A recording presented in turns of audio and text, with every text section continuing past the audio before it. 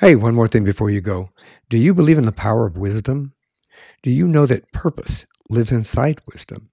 Knowledge is an intellectual and spiritual currency that no one can take away from us, and it is the only currency that can solve issues in our world.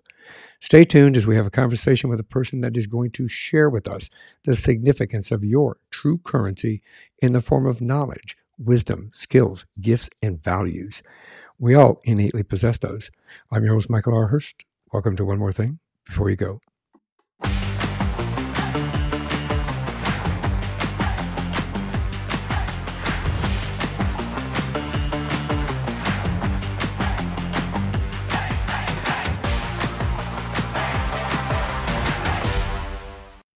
Hey, my guest in this episode is Mary Henderson. She's a transformational leader and an internationally recognized personal branding and online business specialist. Mary helps service industry experts systemize, digitize, and commercialize their knowledge, wisdom, and skills into a scalable and profitable online business and a brand so that they can become an authority in their niche or industry. Her point of difference is her personal branding technology, a SaaS platform that has the ability to define a person's brand essence with a precision that can be applied across all communications touchpoints. Mary's also the founder and publisher of Industry Expert Magazine and a heart-centered, compassionate, and tenacious entrepreneur who thrives on human transformation and witnessing people fulfill their dreams. Welcome to the show, Mary. Thank you for having me, Michael. I'm really looking forward to this discussion today. Well, I am ecstatic that we connected and we're able to. Thank you, universe, for bringing us together. I think Yeah. that we're going to be able to, as we said earlier before we started, we're going to motivate you. We're going to inspire you. We're going to educate you a little bit. And hopefully you'll walk away with some wisdom and knowledge that you can utilize yourself in your own personal brand as well, or your business, wherever you're working on. That's the intention. So Yeah. be prepared. I haven't got any surprises. Don't worry. I didn't dig up any dirt. I'm okay with that anyway, so it's okay. Yeah, all our dirt's just stepping stones to where we're at now. Yep. So where'd you grow up? Well, I grew up in Australia, in Melbourne, which is the southeast of Australia, and I've lived here all my life. And my mum and dad migrated to Australia from Europe. So I have a bit of an eclectic background, but a very deep heritage too. So this is my home. So where'd you go to? What was your family like? I almost messed myself up there. No, no, no, no. My parents.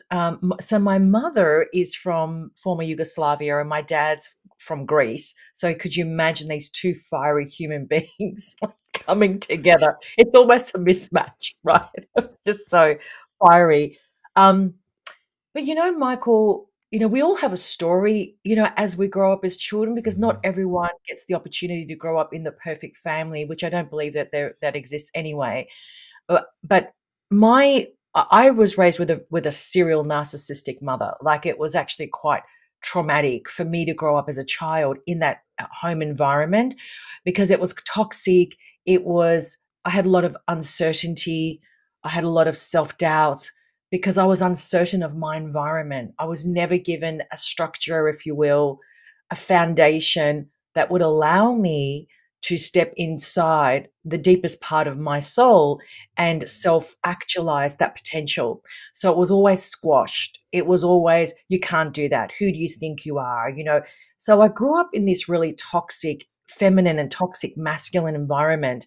Um, and I spent a lot of time in my room, in my imagination. It was like my escapism. But my parents did do one great thing for me when I was 5, and they recognized that I had a passion for performing arts. So they invested in sending me to talent schools and having professional voice coaching. And my voice is actually professionally coached from the age of 5 right through to my late teens. But I never pursued that because, of course, my parents wouldn't allow for me to become or express my creative talent. they thought that was just a hobby. Of course I was going to go to university and become a doctor or a lawyer, because in their mind, that was the ultimate. So there was a lot of uncertainty as a younger, version of me, a teenage version of me, even throughout my entire 20s, which I became extremely destructive because there was so much confusion. Um, but in saying that, you look back and you think, the people that are hurt the most really go into that deep place of soul searching, and they go really deep at that soul level. And that really has been my journey from the age of 30 onwards. So that's kind of, in a nutshell, how I grew up. I can relate to some of that. As I said to you in the beginning of our conversation, I had a very dysfunctional family. Both my parents were alcoholics. My mother was very narcissistic as well. My father passed away when I was very, very young. And, I went out and got a job, and, I walked in with my first paycheck. It was like $50. I was very proud of that. And I won't say how old I am, but back then, $50 was a lot of money. And, she said, threw it on the floor and said, "That's not enough." Mm. And it's like, wow. So I understand where you come from in a certain amount of those aspects, and in that soul searching that we do.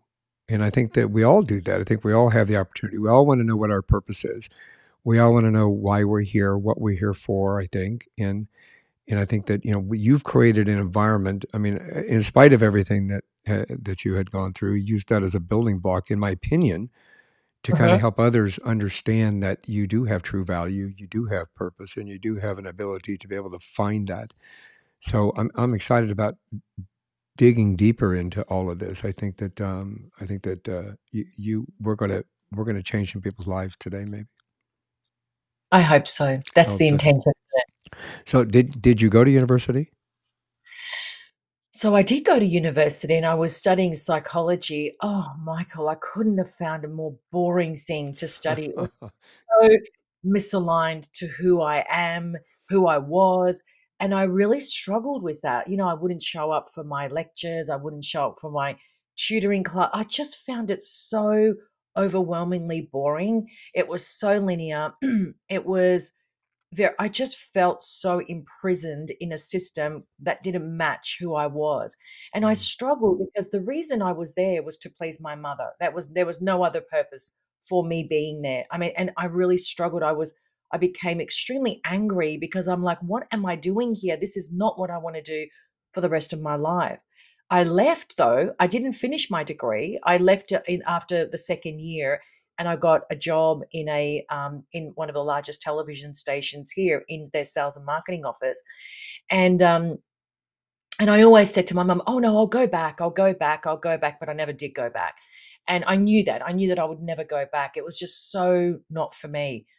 It's interesting how we do that though, because even then I knew I was in the wrong place at the wrong time in the wrong body.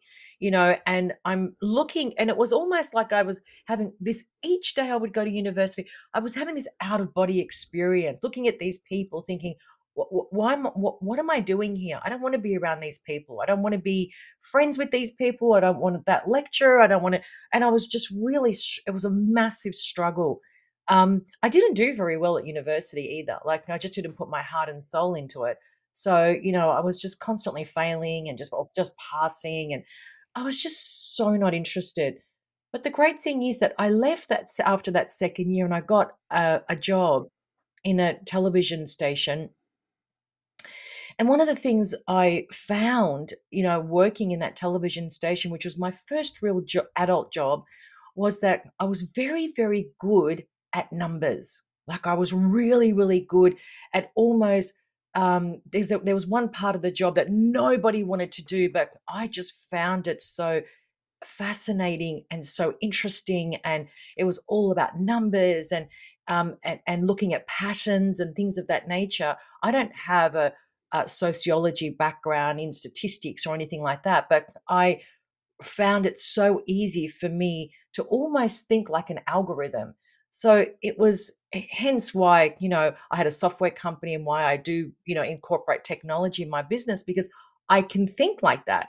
So it's interesting how, when you look back, as Steve Jobs says, and you connect the dots back to front, everything makes sense. Every milestone is critical for where we are today.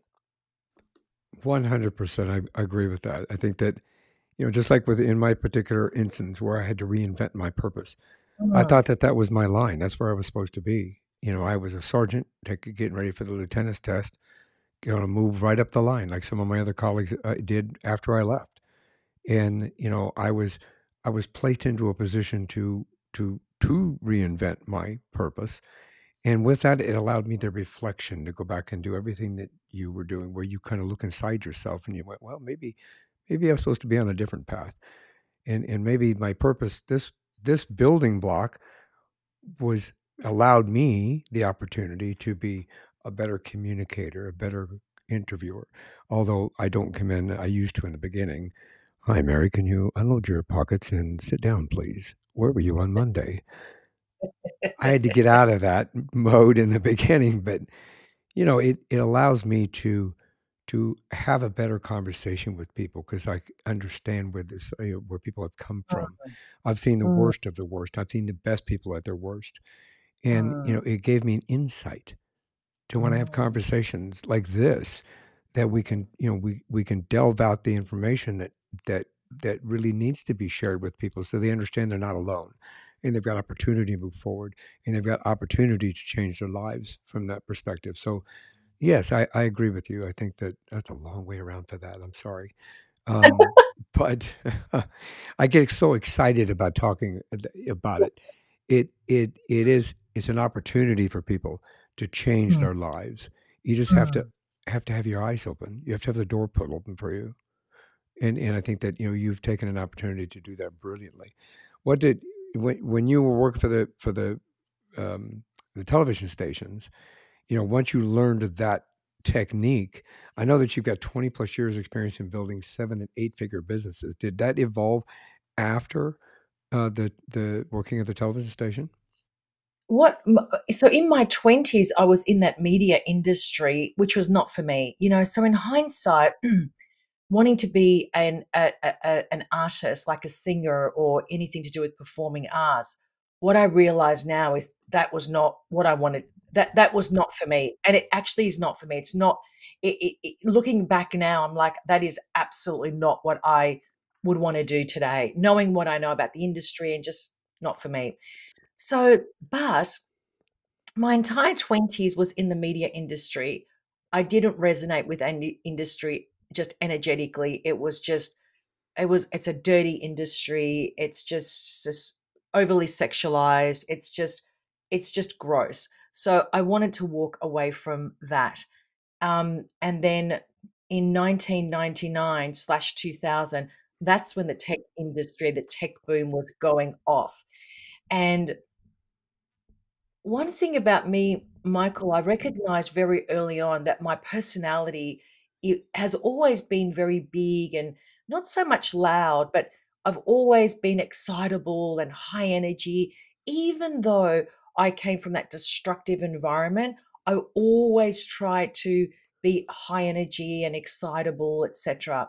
I don't know how I found that growing up in that environment, but people would always say, "Oh, you're so positive. You're always so high energy." So I always maintain that.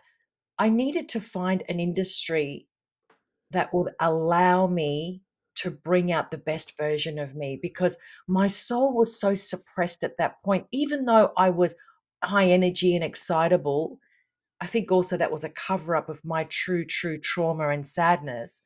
But I also recognize that I had to activate my natural state of being. I had to activate my natural gifts. I had to find a way to activate my natural talents. I didn't know how to do that because I hadn't done my shadow work or that inner work at that point. So I thought if I go into an industry that's high vibe, it's all happening, everyone's excited, it's new, it's growing, there's all this newness around it, maybe there I'll find my my inner creativity, if you will. And I was right. It took me in saying that, it took me almost a year to land the perfect job. And I do say the perfect job because I wouldn't be doing what I am today had it not been for that perfect job. But I had patience and resilience, and I was going to get that job in the tech industry. And it took me 150 something job applications. I had 48 face to face interviews, and every one of those interviews, I got rejected. And every job application, I got rejected. But I kept going. I kept going. And I got this one opportunity that was the sliding door moment that basically changed my life. And so when I got into the technology industry, which was 2000 to 2005, not only did I activate my creative genius, but something happened to me in those 5 years that literally changed my whole life. I understood what personal branding was because I came face to face with an experience that was that, again, that sliding door moment. I recognized and I was smart enough to say, oh my God, if I solve this complex problem, I can command my demand in this industry and be recognized as that person who can solve those type of problems. And lo and behold, that's exactly what I did, but consciously. It was all strategic and deliberate. And then I got headhunted by a tech company in California, and and I built their startup in Asia Pacific from an acquisition they made of a company here that already existed. It was a $4 million existing business, and I had this amazing. I was given an opportunity, Michael. Could you imagine someone saying to you, we're going to give you permission to be yourself, to grow this business, build your team, and do whatever you have to do to build it. And that allowed me to show up every day as unapologetically myself. And I grew that business from 4 million to 54 million in 48 months. Holy It, smokes. yes, it was phenomenal.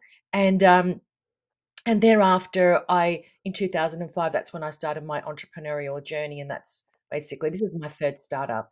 And so, I became very comfortable, if you will, with Right. that whole idea of starting up a business and the possibilities and the creativity and the people and just everything, that all these nuances that come into fruition when you actually start a business. It's actually a really interesting process. That's very cool, actually. I mean, what an amazing opportunity that was presented to you by the universe.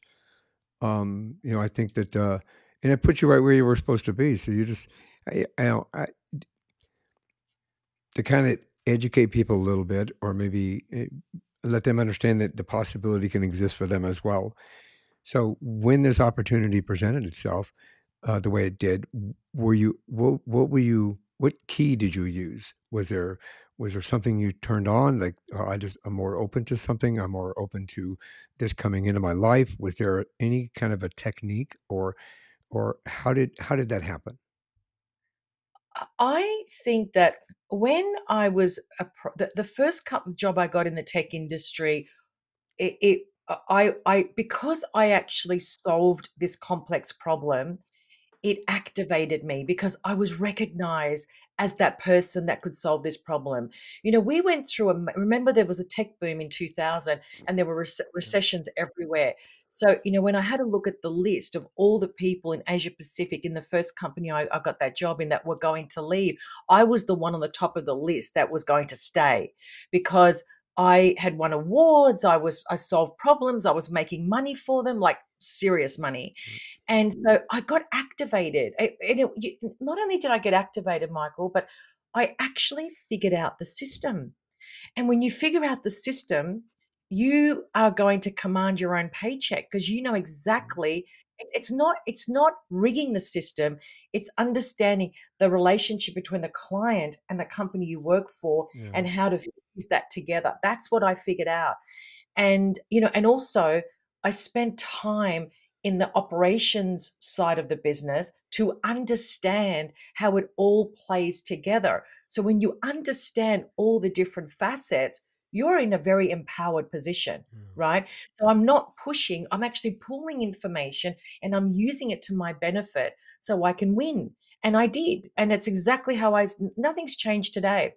But in the job, when I got headhunted by the Californian tech company, okay, this one was a huge because what it did for me, I traveled the world with that company. I was on a plane twice a week.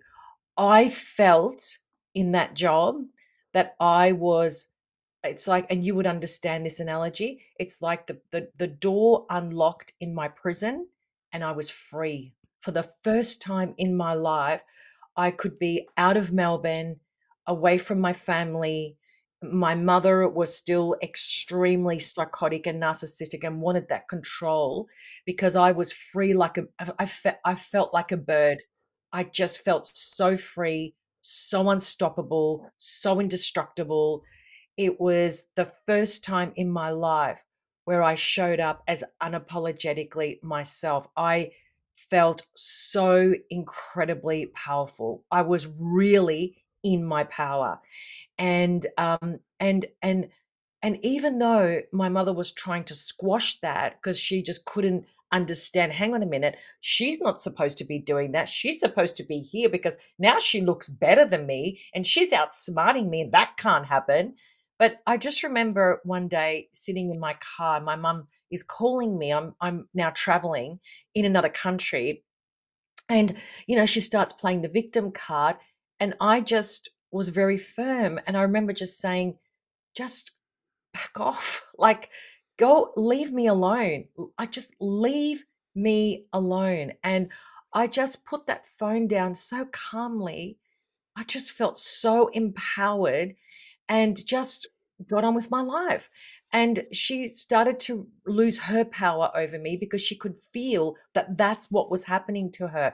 And narcissists are very dangerous because when they feel like they're losing power, they will do anything and everything to destroy the other person. Thankfully, I was living overseas, so she couldn't physically touch me. She could energetically, get to me, but and also with words, but also I had a choice to answer the phone as well. So, so a lot of things were playing out, but it's very interesting to me how, your life, your in some ways your life is meant to be the way it's meant to be because you do become the person that you're meant to become, but you've got to go through that journey. I feel that that was just the way it was meant to be, um, because I have no anger or remorse or guilt or blame game. I just see it as a part of the evolution of who I've become. And I think that we have to see it like this, because so many people want to start their business. There's so many people want to do all these amazing things. But what stops people really? And I feel just through my own evolution, what stops people, Michael, is not understanding who is running the show. Is it the ego or the soul? And we need to ask that question. It's a very important question to ask. And I can tell you, and you being in law enforcement, 99% of people are driven by their egoic mind, not their soul. People don't even know that the soul is a part of them. They're like, oh, that spiritual stuff, that woo woo stuff, whatever. But no, no, no, we've got to go there. That's where we've got to Yep. go. Yeah, exactly. That's most of my domestic issues, the any kind of an assault issue, a fight, a brawl, an argument, road rage. It's all about ego. The ego speaks first, and then Yes. consequences come afterwards. So I was smiling when you told me about. It made me feel really good that you were able to feel like that you got away from that the way you did and that you felt that freedom. I know what that feels like. So it made me really feel good to hear that come out of your mouth because it's I understand that journey and how difficult it is to do that. Yes. And sometimes it 40 I'm giving away my age now. Probably 40 took me 45 years Yeah.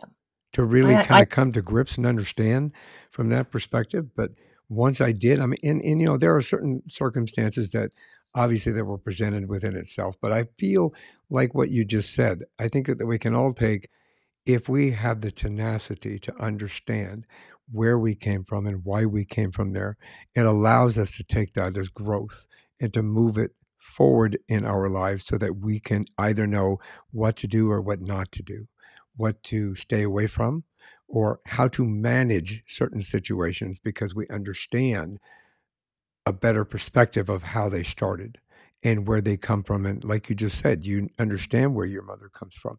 You understand she's narcissistic. You understand the controlling aspect of that. And that's the main battle, I think.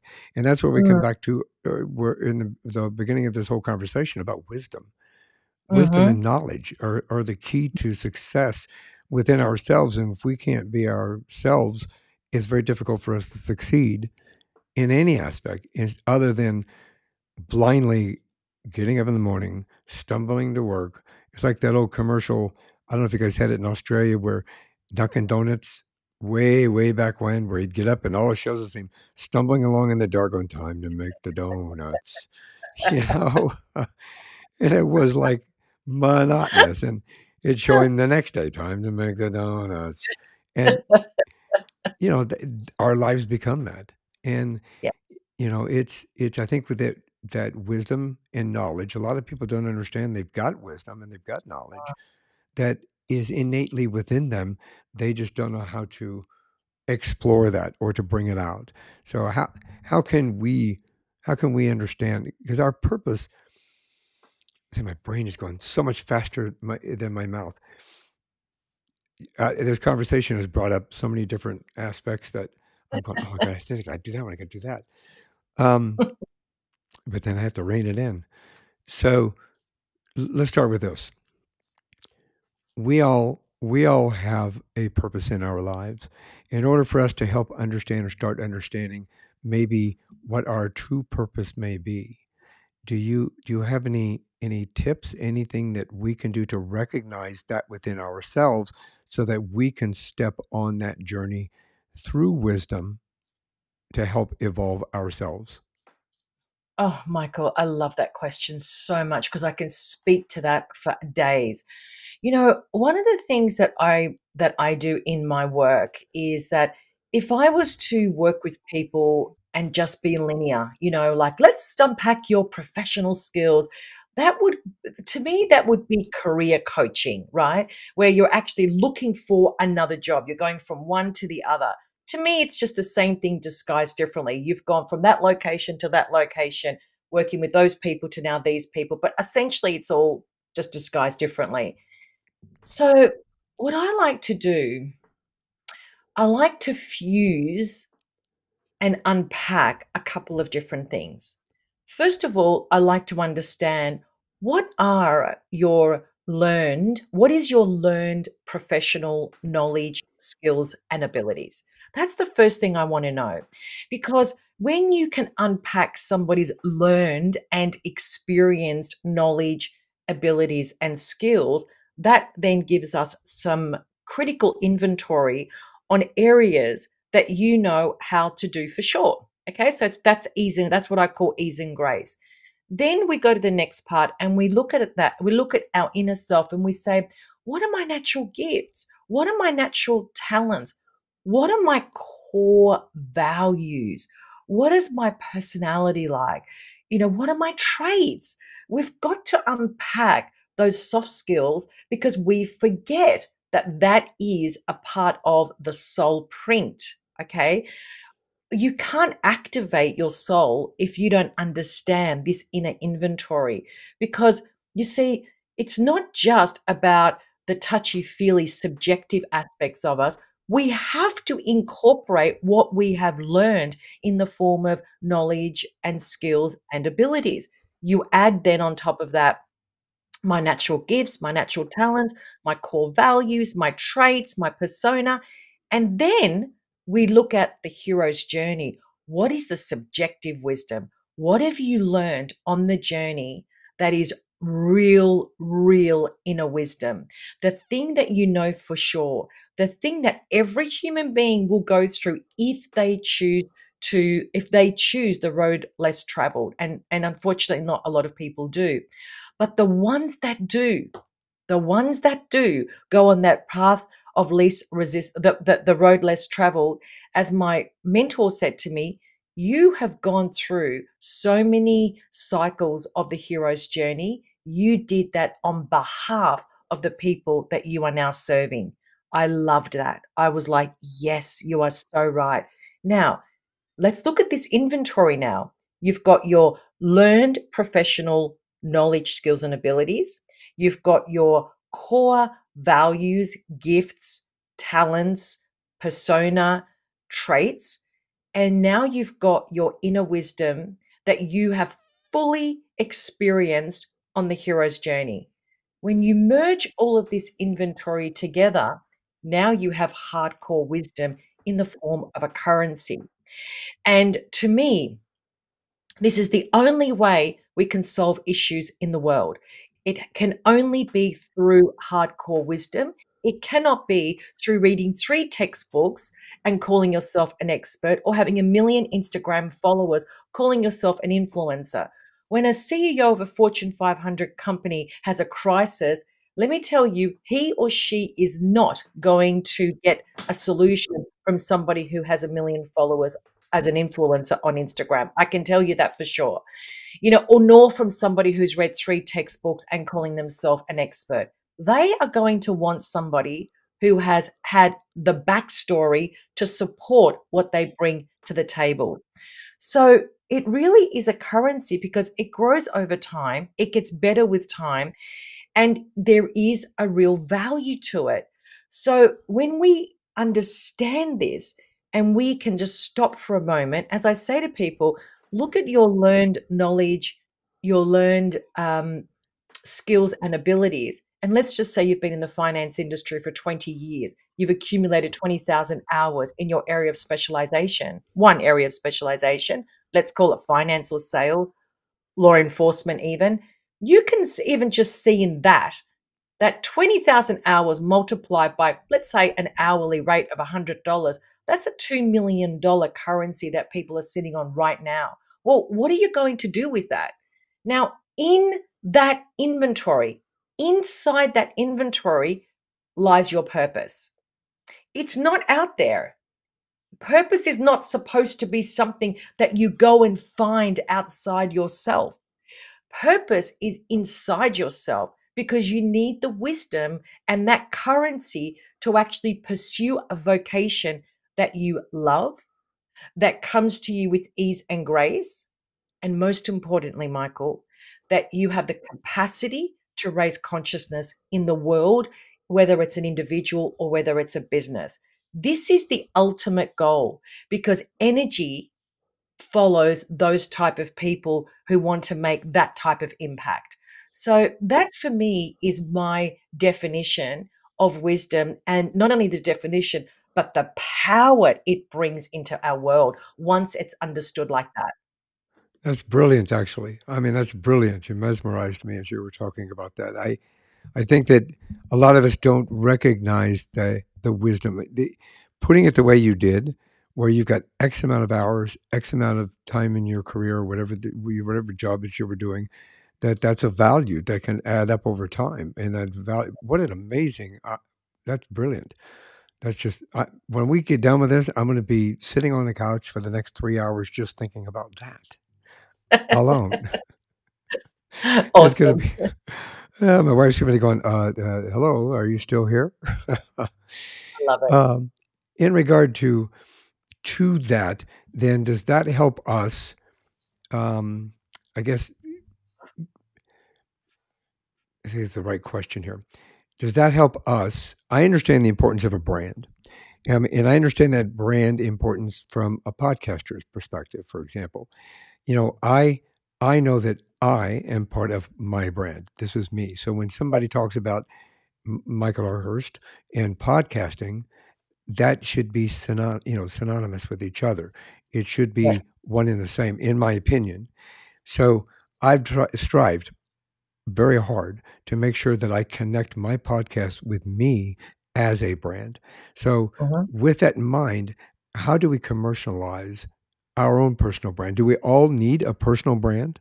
That would be a better question. Do we all need a personal brand?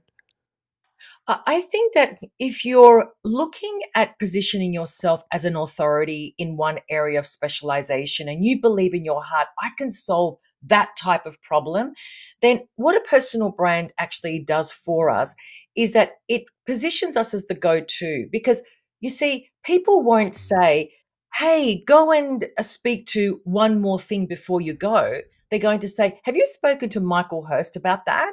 Do you see the difference? They're not going to say, they're not going to say, go and speak to my company name. They're going to say, you need to speak to Mary Henderson about that. You know, that's what she does really, really well. She's helped hundreds of people achieve that goal. So a personal brand is the human being who wants to be known for not just one area of specialization, but they want to be known as the person who can serve those type of people or those type of businesses or that industry, and can deliver that type of transformation or result. And once you can package it like that, then it's not about. I don't like the language of I'm going to go and build my personal brand. What are you building? Like, what are you actually Right. building? I can't build my brand. The people that hear Mary Henderson are building my brand. You know, they become my brand advocates. They become Michael Hurst brand advocates because they hear you, they feel you, they love what you bring to the table. They're advocating for you. Hey, have you listened to this podcast? This Michael Hurst guy, he's amazing. Okay, they're building your brand and they're becoming your brand advocate. So we can't build our brand, but we can define our brand essence, you know. And so this is why I'm so passionate, Michael, about when it comes to branding, I'm always looking at the individual and all those elements that I just mentioned, you know, the internal inventory. That's what I'm looking for because that for me is the foundation. It's the starting point. I want to know what your learned experience is. I want to know what your gifts and talents are. I want to know, you know, what your hero's journey looks like because that inventory helps us define who you are as a brand, how the outside world perceives you. You know, are you really, really living by your core values, or is that just does it sound nice just saying that because you're going to get brownie points? Well, if that's the case, you're going to be found out. You know, so my core value is truth. I'm going to give you the truth, Michael. When you interview me, I'm not going to be politically correct. I'm going to give it to you the way it is. It may not, people may not like it. That's okay. But that's my core value. I'm not walking away from who I am. That's my soul print. And that's the way it's going to be. I'm not changing for anybody. And so, but that's wrapped around our brand as well. So, and the other thing on top of that with a personal brand is the consistency and the congruency, not just in the tone and the voice and the color schema and all of that, but it is the way that you show up. It is the way that you want the people to perceive you. It is the consistency and the congruency with, you know, people touching all of your communication touch points, understanding your backstory and how it's connected to what it is that you actually do. Yeah, you are right where you need to be. Thank Yes, you. so eloquent, so spot on. It's amazing how that resonates with me. And I'm so happy that you were able to kind of share that with everybody because I think that we, no matter what industry we're in, we're always trying to get recognition. Everybody wants to be recognized. You want to pat on the back. You want to say somebody, you did a good job. Thank you very much. This is a great story. Or, you did a great job saving somebody's life. You're a firefighter. You're a chef. What a fantastic meal. Kind of, we all want that.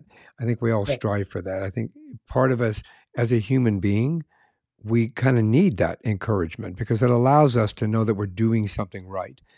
Mhm. And the way that you presented that, I I understand the relationship between a personal brand and what we do.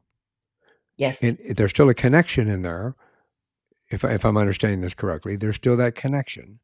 But Very important. it is the personal brand is it's still me, for Mhm. example. I'm the Mhm. personal brand. So when you mention Michael Hurst, then you can say, "Oh yeah, did you hear about his podcast?" That's what I'm Correct. striving for. That's what I'm seeking out because I want people to know that they can come to this podcast. They can get the answers, the inspiration, the motivation, or the education that they're Yes. looking for to fill that void that they're trying to fill that need, that want, that Yes. whatever it happens to be, that I want to be that person they come to. So and they would know when you mention my name, that's what I want to do, or that's what go here. So Hmm. that's an interesting connection with that. I think I like that. Um, I'm gonna I'm gonna delve just a little bit off because there were some questions that I had seen on where we were connected, and this one kind of intrigues me a little bit. Why is I as you know, as we started talking, I don't usually follow a where are you on Monday? What'd you do on Tuesday? What'd you do on Wednesday? But this one stuck out. Why is the 10,000 rule so important? What is the 10,000 rule? Well, this is another area that I'm really passionate about, Michael, and I'll tell you why. I've worked with so many people, and the ones that I really struggled with were the ones that just didn't have the inventory. They didn't have an experience in, say, an industry or in a role or in a sector for that matter. So let's just say if somebody has 10 years experience in sales, that gives me a lot of inventory to work with because I can pull from that background and look at all of the assets that they can bring into this new business that they're trying to create.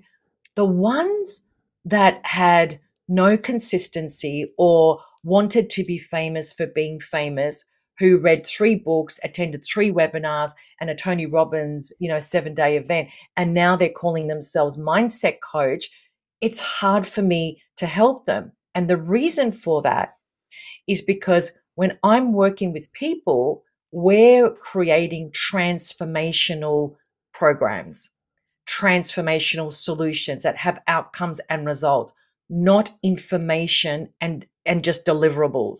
That's been and gone. That you don't get transformation from that. I can Google to right now how to change my mindset in 24 hours. I'll find millions of articles on that. So people don't want that. What people want, my clients, they want my wisdom. They want to know that I've got the learned experience. They want to know that the frameworks that they're implementing come from a much deeper place than Mary reading 3 books or copying somebody else's or regurgitating somebody else's content. So the 10,000 hour rule for me is just a benchmark. Are you telling me the truth? That's what I'm asking essentially. Are you really telling me the truth that you have a minimum of 10,000 hours in your professional background to start with? Is that the truth? And a lot of people you find they go, well, oh, well, not really.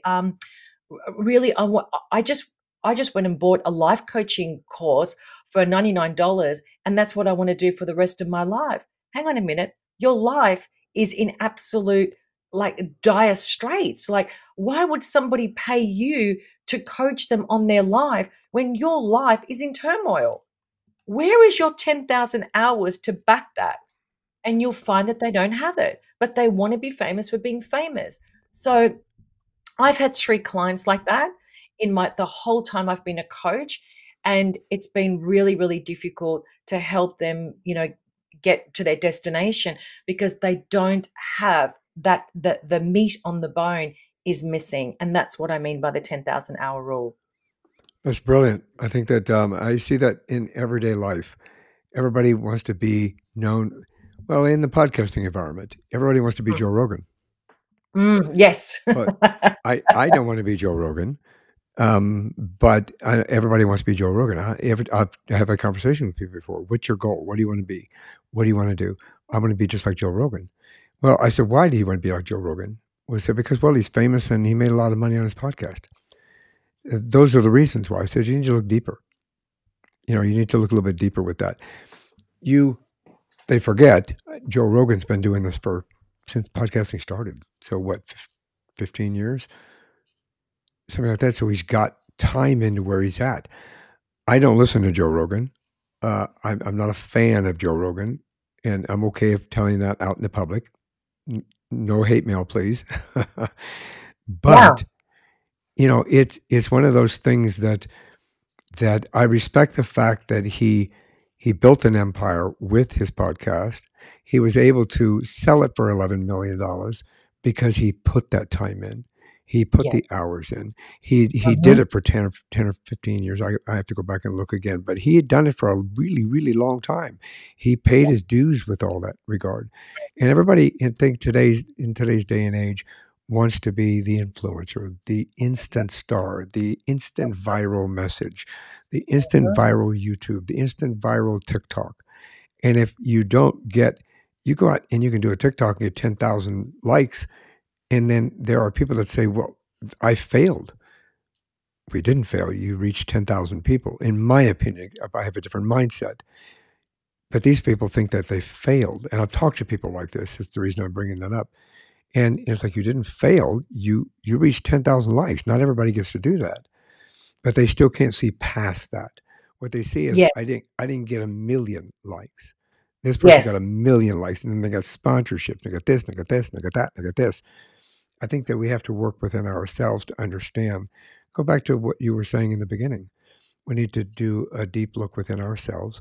We need to start Mhm. understanding what our purpose is, why we're here, what we need to work on, and then take the stepping stones in order to build that foundation in order for us to move forward. Um, I know that you have a program. I love the name of the program. Welcome to Lights Camera Action. Uh, that's brilliant. I mean, I've been a director for stage, film, television commercials. Been an actor. My daughter's an actor, so that hits right home, right? That's that's like a 12-month mastermind coaching program where you help people. Tell me how that works. How do you help people with this? That is just the love of my life, that mastermind, because I get to work with the most incredible humans, like, most of them actually come from a professional, a senior executive background. Actually, I also do have a woman in there who's just retired from law enforcement, Michael. Like, so yeah, it's all walks of life. And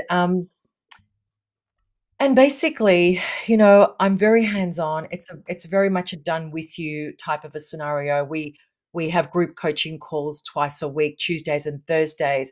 And on Tuesdays, I teach really deep energetic work, like what I call soul work, like really deep, very much around the mind, very much around the soul, really bringing quantum theory into it. This is something that I've been uh, practicing and mentored by some amazing mentors over the course of the last 12 years. So I really bring that aspect into my work a lot. And then on Thursday, we do the Q&A, do you need any help? Do you want me to look at anything? Etc. So it's very hands-on. It's very interactive. It's very, very deep. It's real, real deep soul work. What I've been able to do, Michael, in that mastermind is take people on the journey right from this is what I want to do to I'm going live. I actually have a business.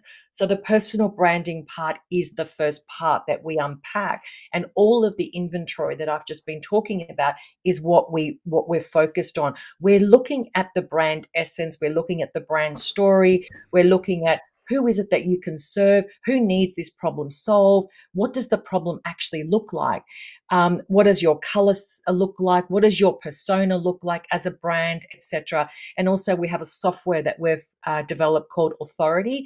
And our clients go in there, and it's fantastic. It really is almost like something going inside the soul and pulling out the truth, which is in the form of data or reports, and that allows me to see the truth of that person. These are your core values. These are your core traits. And these are your core gifts. These are your core talents. And I can look at that as inventory as well as their professional skills. I also spend a lot of time with those clients. We do a 3-hour call where I'm actually unpacking their internal inventory. And that's a skill in itself. Once I've done that, I'm actually merging their objective and their subjective experiences. So it's your professional and it's also your hero's journey, really unpacking that inventory. And then my gift, thankfully, has been to be able to organize data. Remember, I mentioned before that first job I had in television. That's exactly what I didn't realize that that was my gift, but I do think like an algorithm. So I collect all that information and I'm able to organize that information into an actual signature solution. So it makes sense to the outside world. And then what we do after that is we start to build out the actual framework of the signature solution, the coaching program, whatever you want to call it. And then once we've done that, we then go and we test the beta version of that to get feedback, because we don't want to go ahead and build this massive online program, record hundreds of hours of video if it doesn't resonate with the outside world or the target audience that we're wanting to target. So we've got to we fully go out and market that, get the feedback loop, and then if it's validated, then we go into the lead generation and building of the program, etc. But I also teach in there an entire layered lead generation strategy, all sales. It's really intense, it's deep and it's wide. And so we wrap a lot of layers around the solution from a lead generation standpoint. And then the final part, and probably my favorite, is embodying what you've just created. You have to embody that version of you. Otherwise, it's too linear, it's too masculine. It's all about, okay, well, I've built my program. Now, when did you say I was going to become a multimillionaire? Oh, no, no, no, that doesn't work like that. You've got to embody that. You have to energetically become what you've just built. And this is why I do a lot of work on the egoic mind and the soul, who's running the show. And, you know, the thing about the mastermind is I get to see transformation in real time because of the work that I do. So I fuse the like deep soul work and I fuse the commercialization of what you already have inside of you. I'm not looking for anything outside, it's all you. And what happens, and what's so beautiful, is that the soul becomes fully activated, Michael. Just me saying that just makes me cry because I see it with my eyes when people say, "Oh my God," like, "Oh my God, what's happening to me?" What's happening is that your soul is now activated. It's running the show, not the ego. Although the ego plays a significant role and we need the ego, the soul's running the show now. It's a completely different experience. So if you have a look at my lights, cameras, action logo, in the middle of it, it says, I am on. That's the highlighted part in the logo, because that's exactly what happens to people when they work with me. I have the capacity to transmit my knowledge and wisdom into my clients, and they get activated as a collective because we're co creating together. It's very, very, very powerful. So yeah, it's an end-to-end solution, not just external but internal as well. I think that was an amazing opportunity for people to either reevaluate where their life is at this point, or whether or not they Mm. want to redefine their purpose and find out if they should be on a different path. I think because we all want to be on the path that we're supposed to be on. We all want to be fulfilling the purpose of why we're here. And having guidance, I think, is a benefit for us because we don't always understand where to Yes. look, which door to Yeah. open, which door to Yeah. close. And Uh-huh. and that with that particular program and what you provide, I think, is a guidebook. And what you're, uh, I'll say it out loud. You're the director. You're the casting agent. You're the director. You're the producer, and we're going to direct you in the right area so that you have a brilliant program once the cameras start rolling. So, yeah, that's fantastic. Um, let's talk about. I'm starting to lose my voice. I'm sorry.